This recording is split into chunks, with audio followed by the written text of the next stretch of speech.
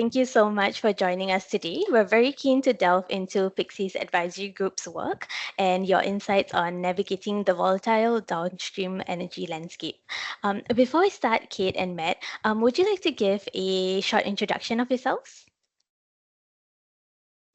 Sure, I guess I can start. Matt Flanagan, partner and co-founder of Pyxis Advisory Group, based out of Houston, but also working quite a bit in Europe. I've got about 30 odd years in energy, oil and gas, predominantly midstream, downstream support. I've lived and worked all over the world, supported national oil companies, including some restructuring privatization work I did with some of the Chinese national oil companies back in the late 90s. Worked both in industry and in consulting, so C-level roles as well as in an advisory capacity. Kate. Thank you. Kate D'Annunzio. I am Managing Director and Asia Pacific Market Lead for Pyxis. I'm based out of Calgary, Alberta, Canada, and my practice is based out of organizational change and change leadership. And I also, in our firm, own our operations excellence practice, as well as our leadership development practice. And inside of that, we do a lot of executive coaching, leadership development. We help organizations become more psychologically safe using really good, well-tested, tried and true practices. I am also, similar to Matt, I come from industry as well, where I come from the field of building and putting implementations in place for operations excellence systems, operational integrity systems, as well as startups, decommissioning, turnarounds, and things of that nature. So it's a very non-traditional job, and I've done work throughout Europe as well as in Canada and the US. Thank you so much.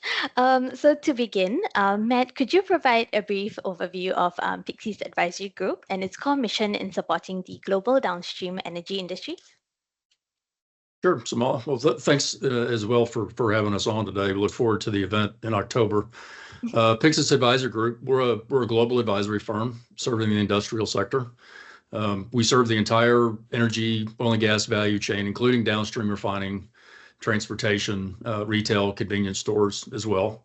While young as a firm, we've only been around for about 2 years. We are a group of very experienced downstream experts. Many of us have spent most, if not all, of our career serving the downstream industry globally. Our primary value proposition to our clients is to a large degree, increase the certainty of value realization on their most critical business initiatives.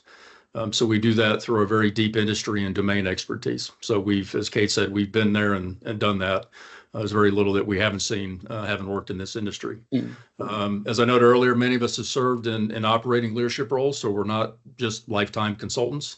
As CFOs, COOs, I've been a COO in an energy company prior, as well as CIOs. And we think those perspectives give us a very clear differentiation and approach to our clients, right? We've sat in their seats. We've been through the challenges and the opportunities that many of them are trying to realize. So we think that gives us a differentiated perspective in the markets. We count the national oil companies, integrated downstream companies, independent refiners among our clients, and we've got a proven global success track record, including in Asia, as I mentioned earlier. Our core downstream related services include mergers and acquisitions, and we span the entire realm of M&A, including due diligence, transition and integration, as well as synergy benefit realization. We do a lot of work around commodities, trading and risk management, and supporting companies that are engaged in the whole range of commodities, as well as digital transformation. We also, which is a little bit unique for us as an advisory firm, we do support several founder-led startups, both in process manufacturing as well as in digital technology. And they've asked us to help take their differentiated solutions into the global energy market. So it gives us something unique to talk about with the market and with our clients in terms of innovative, disruptive, value-added technologies. We are headquartered in Houston in the US, but we do serve our European clients and Africa clients out of our offices in Switzerland. And we also have recently stood up and have offices in Asia and in Singapore. Thank you, Matt. That was I think that provides a clear picture on Pyxis' comprehensive approach. Sticking with one of your key areas of expertise, Matt, we know digitalization and AI are game changers. So, how can downstream organizations effectively leverage these technologies to manage volatility, optimize operations, and unlock new value? I'm sure. Well, I'd say that, the use of digital and AI technologies is certainly not new to the downstream industry. Almost all refining organizations have been utilizing things like advanced process control for decades, as well as more recently, things like sensor technology and analytics to support asset maintenance and reliability. So we say there's a high degree of comfort among refiners with advanced digital technologies.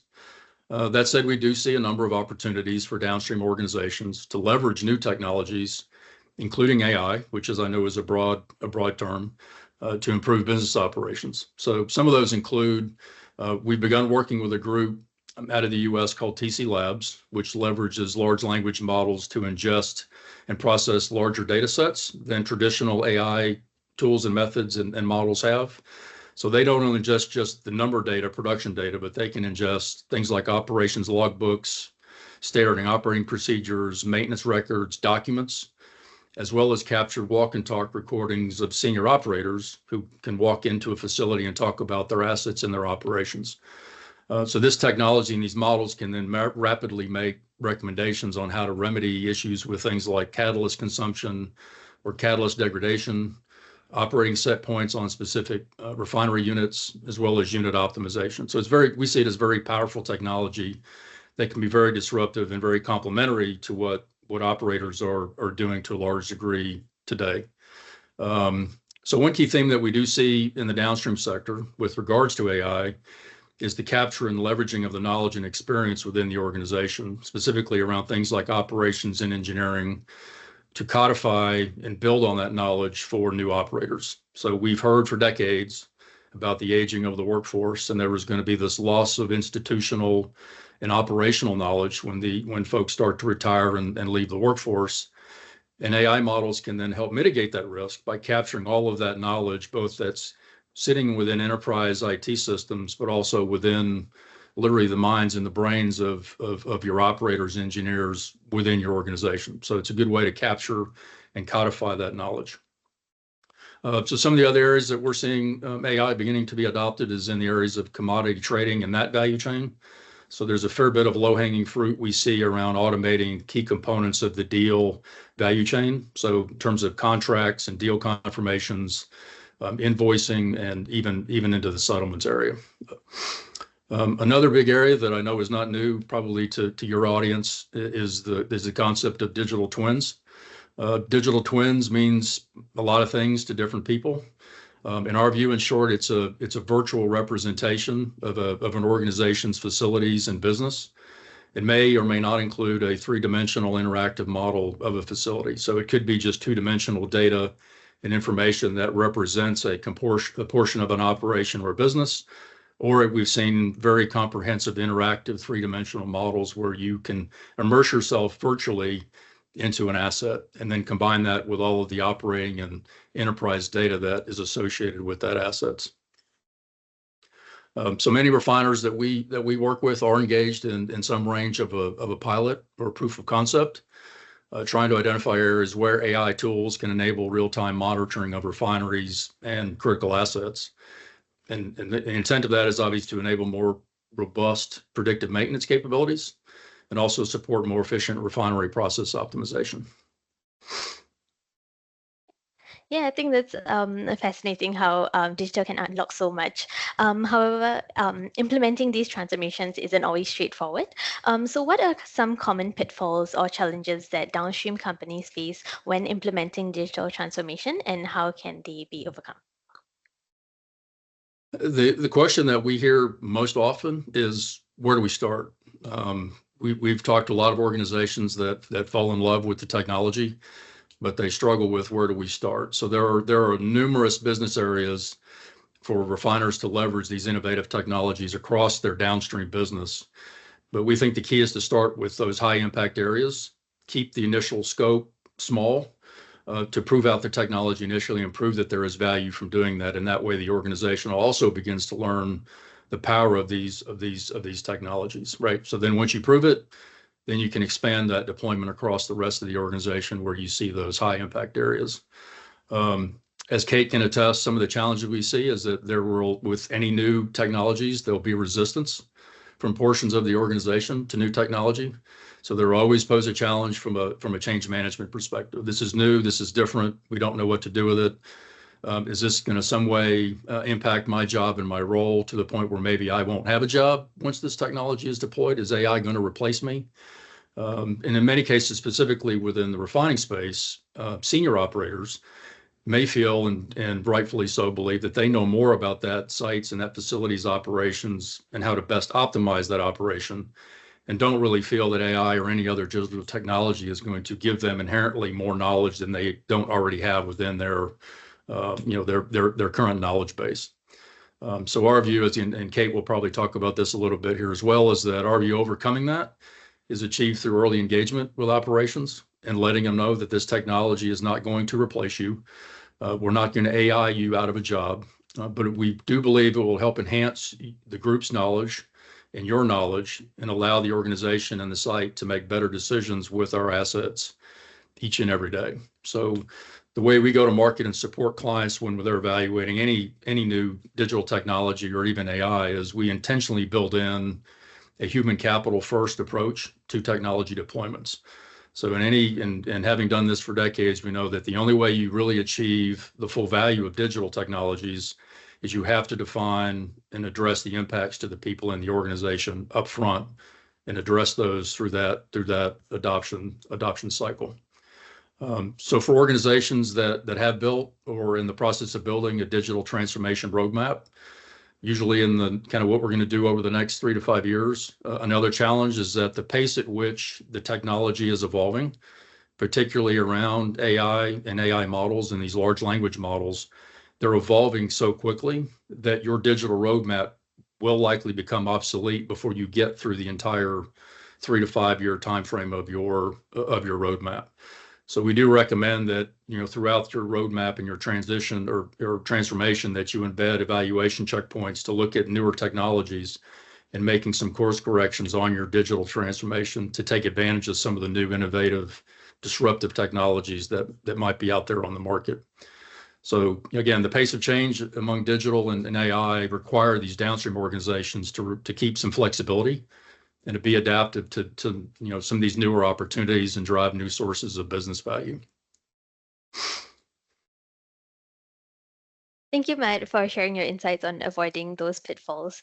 Now, Kate, shifting focus to your expertise on operational excellence and organization effectiveness. So traditional operational excellence often focuses on efficiency and cost reduction. However, in a volatile environment, how do you balance the drive for efficiency with the need for operational resilience and agility? It's such a great question. I love this question. When it comes to operational excellence, it's not about one or the other. It's not about efficiency or resilience. It's about both. And when we look at resilience is made up of 4 things, and that is problem solving, empathy, emotional regulation, and self-confidence. And each one of those 4 pillars relies on the other.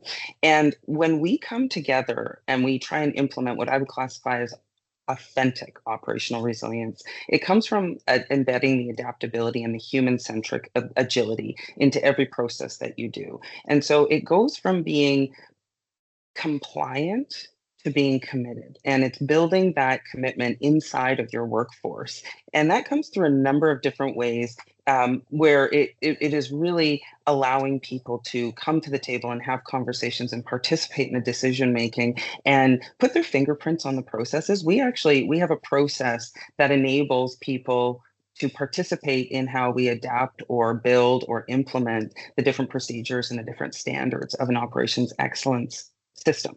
And what we find is that when we focus on being human-centered as opposed to system-obsessed, we are far more successful in being resilient because resiliency is one of those words that people are throwing around a lot right now. And I don't know that everybody really fully understands that there's foundational and fundamental pieces that go into building that.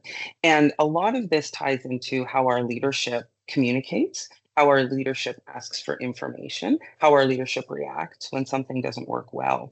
And we've really helped downstream organizations implement operations excellence systems, but not by forcing that rigid top-down mindset and mentality, but making it something that's organic that allows people to participate. And I think what it does is it creates that resiliency through ownership. I own this because I helped build it. And so we inherently reduce the resistance to participating in these systems up front by doing those types of things. So our recommendation when we work with people is not to come in and just slam a binder down on somebody's desk, but it's to actually invest in the people and to enable people to participate in the development and the implementation and have an opinion. We don't have to love their opinion, we don't have to take their opinion, but sometimes just being heard makes a really big difference for people. Thanks, Kate. Yeah, so I think the balance between efficiency and resilience is clearly crucial. Building on that, traditional operational excellence also focuses on processes and technology. How does a truly human-centered approach to operational excellence, especially one that prioritizes psychological safety, fundamentally change how downstream organizations identify and solve problems? Another great question. I love that we're talking about psychological safety because I think it's such an important aspect of how we do business in high-risk industries. And when we look at ops excellence, it's traditionally seen as improving processes, technology, machines, metrics, and we don't necessarily always focus on the person. But we forget sometimes there's people that are doing the job inside of these processes and standards.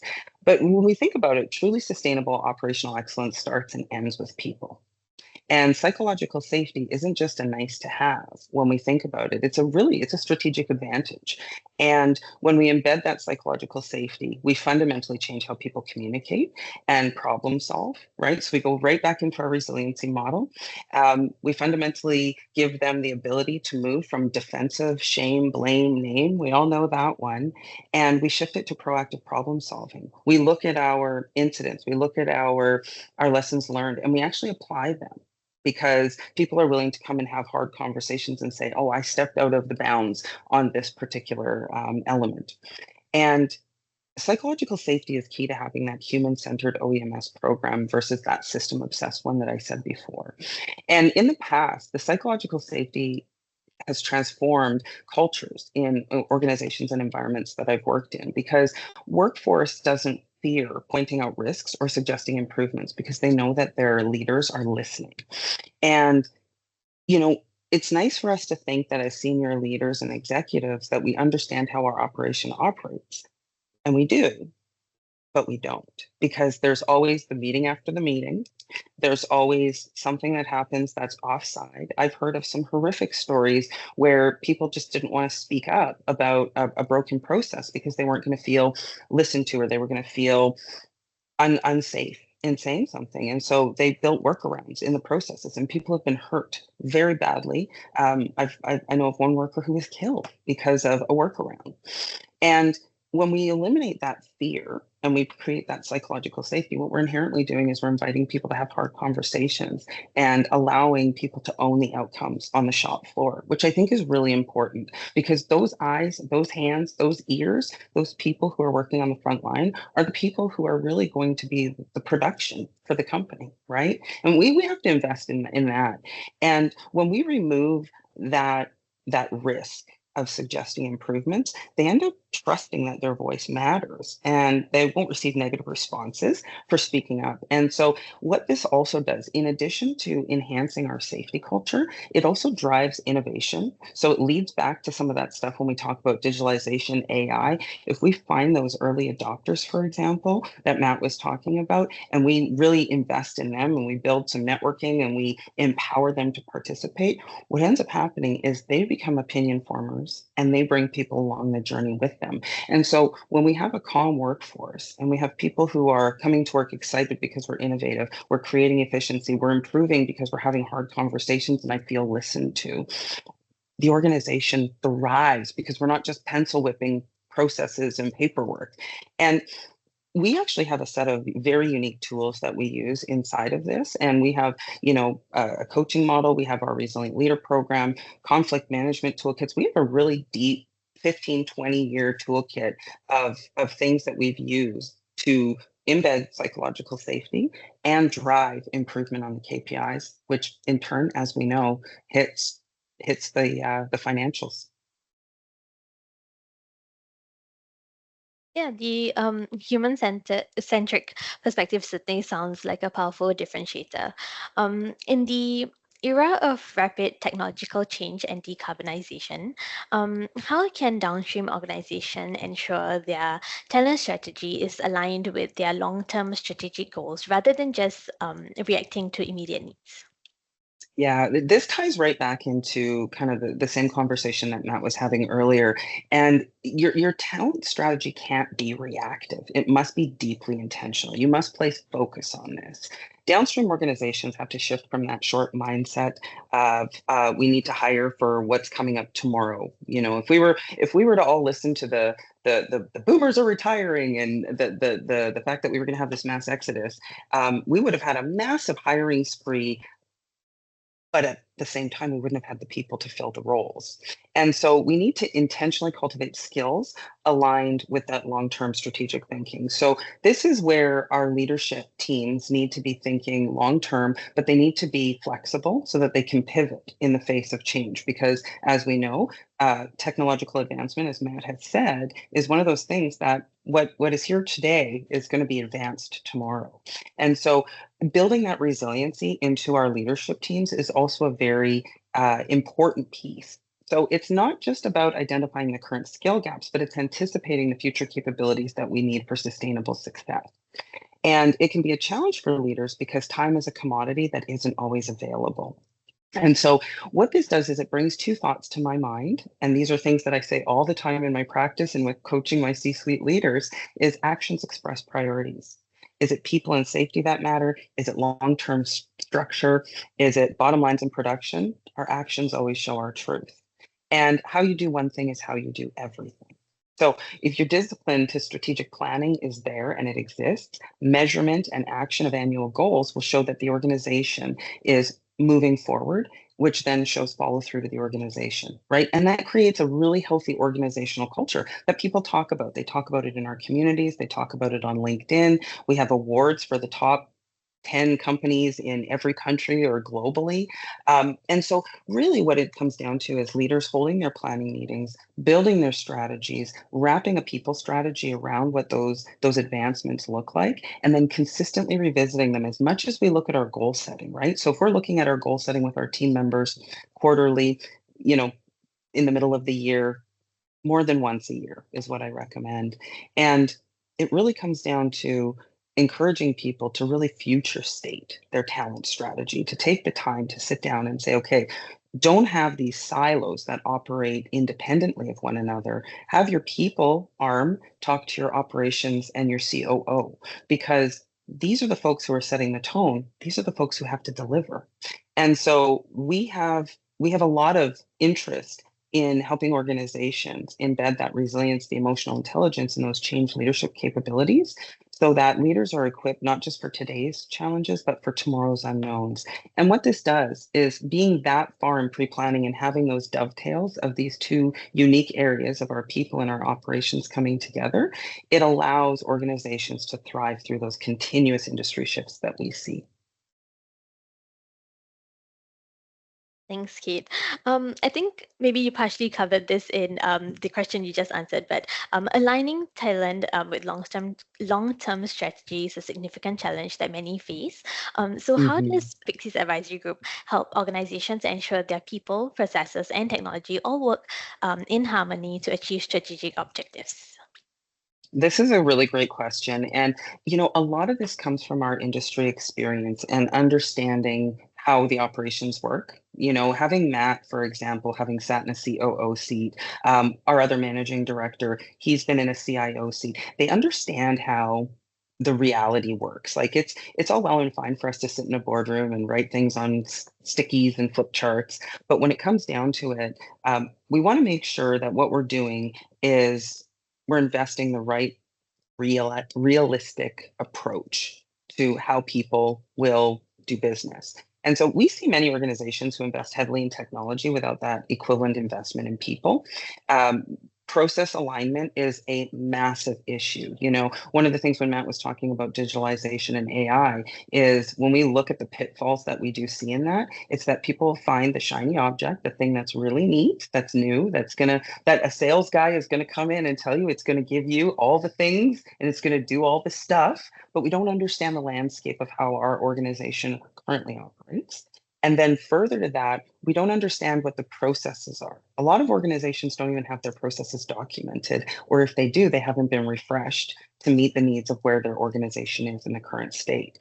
And so I would actually suggest that the underpinning of understanding our processes will then bring along our people, which will then harmonize our technology. When you don't have the process, you can do all you want with the technology and the people, but everything else will fall apart. And so what we do is we help organizations leverage that human-centered approach where technology supports those processes. They come and they dovetail together. And then what we do is we wrap that change leadership strategy around it so that we create that psychologically safe team.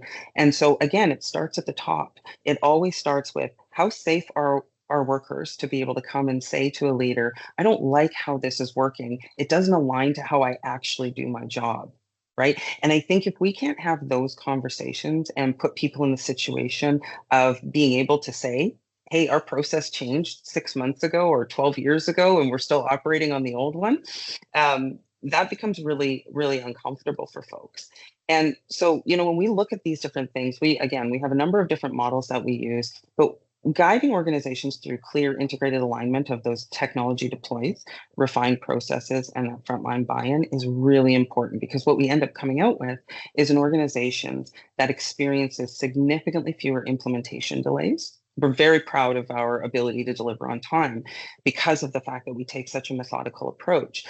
We have higher engagement because people are asked for their opinion, they get to participate, they get frequent updates. AI isn't as scary because we're articulating it to them in a way that is meaningful to them through our impact assessments. And we end up coming out with measurable operational outcomes. And so when it comes down to it, if you're putting those three things together and you're not just talking about it, you're actually doing it, harmonization is not accidental. It is strategic and it is intentional because it's something that you sit down and you plan for. And it really comes down to also aligning all of those different pieces with the human factor and the roles that people play. So a senior operator who's going to have AI, who knows everything about that facility because of the fact that he has worked there for 35 years, it's okay. We want that knowledge. We want that experience. We want that storytelling, because that's a leader that can help bring another generation who might not be comfortable along the journey. He can inform the process. Why did we make that change? We made that change because in 1962, we saw this happen, right? And so that's really, really powerful. We have to be willing to have those conversations, and we have to be willing to put the investment in. If you want to do it right and you want to really achieve the results that you want to do, you have to put that investment up front and recognize that those three things must be addressed in every implementation that you do. Yeah, and Shamala, one thing to add to that is Kate noted, that these organizations is the concept of governance and proper governance within these organizations. Is regardless of whether you're an independent refiner or a multinational integrated downstream or super major organization, those organizations are not static. They're constantly changing. Certainly from an asset standpoint, we have clients that are divesting assets. We have clients that are acquiring assets. So that then creates a whole range of change around people and organizations, around business processes, as well as technology stacks that go into that. So having the proper governance built in so that clients can kind of rapidly adapt to which part of the cycle they're in, whether they're acquiring, divesting, restructuring, right sizing. That governance is critical to ensuring that they're focused on where the value is within their organizations. Yeah, I think that ties everything together very nicely. Matt, to bring our discussion to a close, considering the intersection of all these key opportunities, digitization, operational excellence, and organizational effectiveness, what do you believe is the most impactful area for a downstream organization to invest in right now to future-proof their operations? It's a great question. I'd say I'd start with the fact that the downstream oil and gas sector is generally characterized by a few what we call realities. One is we live in a world of volatile commodity markets and constant margin pressure. Two, it's a very capital intensive industry and these things break. So you have to spend time on maintenance and reliability to ensure that you keep your assets going. Health and safety is critical. We also live in a heavy regulatory environment, especially with respect to emissions and the environment. And then at the heart of everything in this industry is people. People are still out there, turning on pumps, turning wrenches, and making these operations safe and reliable each and every day. So with these realities, in our view, it's incumbent upon downstream organizations to do a few things, and these are not new. One is continue to ensure safe and reliable operations. Two, optimize costs, both CapEx and OpEx, throughout the margin cycle, wherever they are. If margins are great, you still want to be optimizing your cost profiles. And three, a relentless focus on optimization and what we would call best day every day. And how do we help support that? So, and I've often, spoke to people that, at least as it relates to things like technology and digital technology, refiners are unique in that they don't like to just go buy IT for the sake of having the newest, latest, and greatest IT. They would rather spend their capital on things like cat cracking units, catalytic reformers, new docks and new terminals and new storage tanks, right? But there's a critical amount of IT and technology that goes into optimizing and running a downstream organization. So a few areas that we're seeing, one is continue to invest in automating business processes. The organization, as long as many other industry sectors, has spent a good part of the last, call it 25, 30 years, implementing things like ERP environments meant to standardize and harmonize systems and have a single source of the truth. There's still some within the organization that are going through continual updates to their kind of core IT footprints. But we still see a lot of opportunity for that low-hanging fruit to drive automation and efficiencies through some newer digital technologies that aren't as impactful to an organization as a big ERP deployment is. So you can still get some automation efficiencies and improvements there. Two, continue to extend your asset monitoring capabilities. As we talked earlier, there is a range of new, very differentiated sensor and analytic technologies that enhance asset monitoring and really help organizations in the downstream improve the reliability of their full asset scope. So for example, we're seeing where there has been a lot of focus really over the last 10 to 15 years as organizations have implemented predictive and preventive maintenance programs. They really, to a large degree, have focused those on their most critical assets. Well, now you have the opportunity through more distributed technologies and distributed AI, you can now deploy that out to a larger asset base. So if you're an organization that has highly distributed assets, pumps and compressors in very remote locations, you now have the ability to put sensor technology and do remote monitoring on those assets, all in the vein of driving more reliability and more uptime in your assets and your business. And then thirdly, continue to invest in your organization and your people. Enable your frontline operators, for example, to understand the essential economics of how a refinery works, how a refinery makes money and loses money, and educating them that how their operating decisions every hour on every shift impacts the overall economics of the plant and the business. So as you start to drive a full performance management framework in your downstream organization, your operators are having probably the largest impact outside of commodity markets on the profitability of your sites. So empowering them with that knowledge, we think is key and has really shown some dividends in driving improved performance. And empower your organization with data and analytics. Not just overload them with data, but giving them the right data at the right time and analytics to help them support the decisions they're making, again, each and every day in the downstream. And along with that, leveraging AI as a critical enabler and supporter of your organization, it's not a replacement for people. I don't know that I'll live a day in my lifetime where I see AI replacing people and really automating that. So I had a client many years ago where we did some fairly advanced expert system AI work on some pipeline optimization. And the vision that we created for the client was that you could operate all of your pipelines with a man and his dog. And the man was there to feed the dog. The dog was there to make sure the man didn't touch any of the controls on the pipeline. So maybe that's a very lofty vision for us from an AI and an automation standpoint. But again, in our view, enabling your organization with the right data at the right time, along with some of that economic view, can create a lot of power in driving performance improvement. Matt and Kate, thank you so much for sharing your insights today. It's been highly informative, and we truly appreciate your time. And we look forward to hearing from you both this October 29th and 30th at the Asian Downstream Summit. We're definitely looking forward to it. Thank you for having us. Thank you. Thank you for having us.